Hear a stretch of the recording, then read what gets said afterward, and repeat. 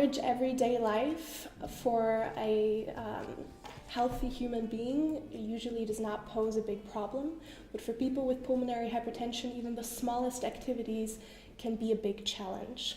You describe the last meters or the last steps to the Mount Everest to not be a big challenge in terms of mountaineering, but that due to the lack of oxygen, even the smallest things result in a burning of the lungs and the legs feel weak like a sponge. In your documentary, The Last Step, you describe these effects of the lack of oxygen.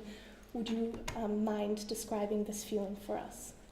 Listening to your feeling in your normal life, I have the view that our situation on the last step to the summit of Mount Everest is a very similar situation, because we are gasping for air.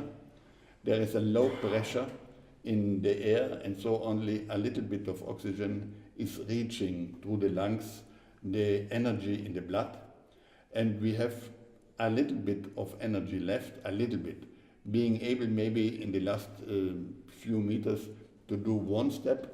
We need a long rest to recover, and we do the next step. But not only in the physical power we are feeling a lack, we feel also in our mind that we are very weak. There is no more willpower. The decision making is becoming very difficult. And generally, life is on quite zero. And you are living with this situation every day. This is your problem for your whole life, with this lack of the possibility to give enough oxygen through the lungs to the blood.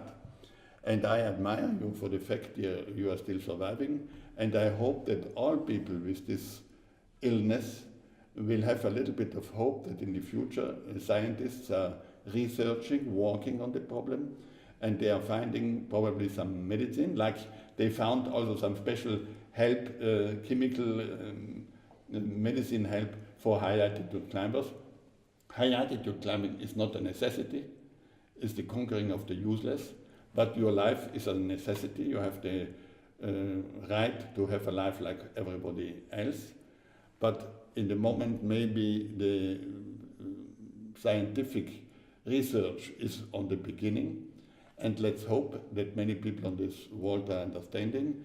All clinics, or especially universities, are understanding there is a problem, we have to solve it, and hopeful together in a cordée. You know what's a cordée? One man on a rope, another man, another woman on the rope. We are able to give a push to this way to give you a good future.